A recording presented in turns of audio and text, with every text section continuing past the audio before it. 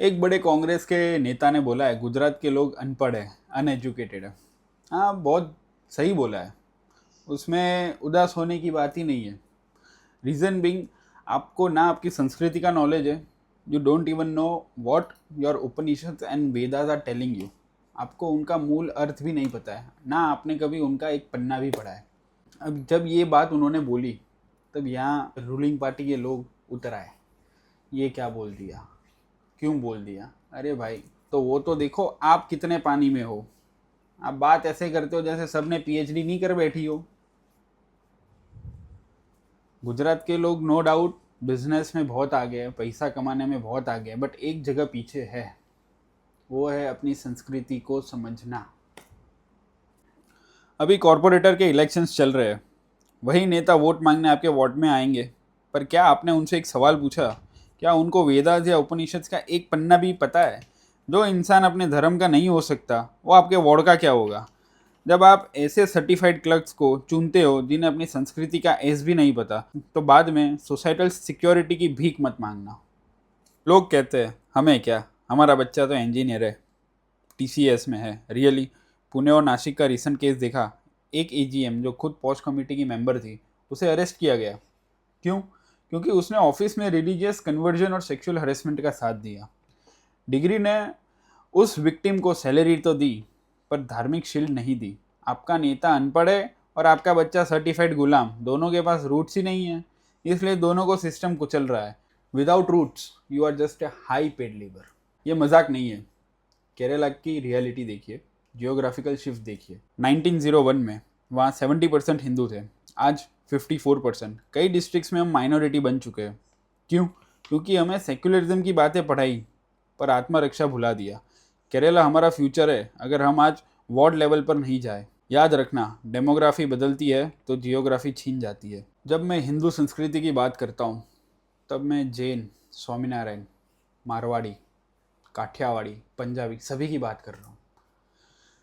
क्योंकि जब ये जो सो कॉल्ड माइनॉरिटी वाले लोग हैं इंडिया में, वो जब अटैक करते हैं ना, वो आपका संप्रदाय नहीं पूछते। उसका बहुत रिसेंट एग्जांपल सबने देखा है।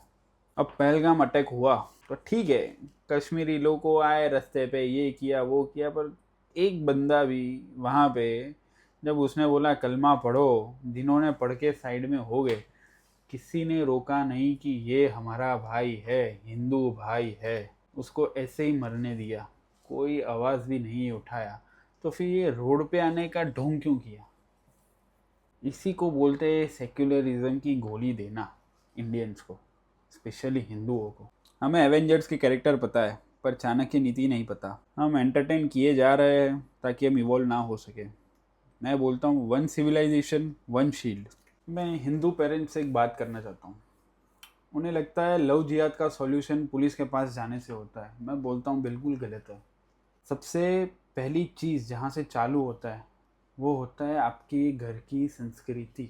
आप अगर अपने बच्चों को पहले से समझाएंगे, पहले से हिंदू संस्कृति का ज्ञान दोगे, आपका बच्चा एक खाली पतीले की तरह बाहर नहीं जाएगा, वो खुद एक नॉलेजेबल पर्सन होगा।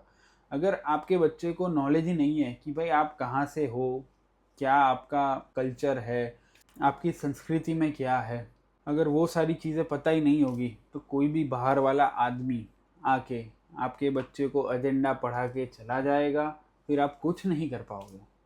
Then don't go and cry begging to the system कि ये क्या हो गया।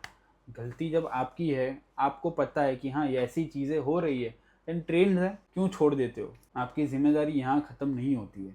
अपने बच्चे को स्लेव बनने से बचाइए।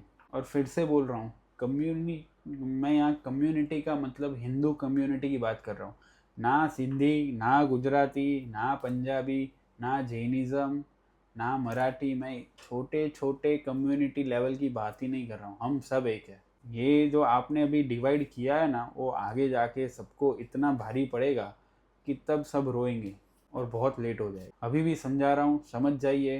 जागो, जीतो और जुड़ो। जय श्री राम। भारत माता की जय।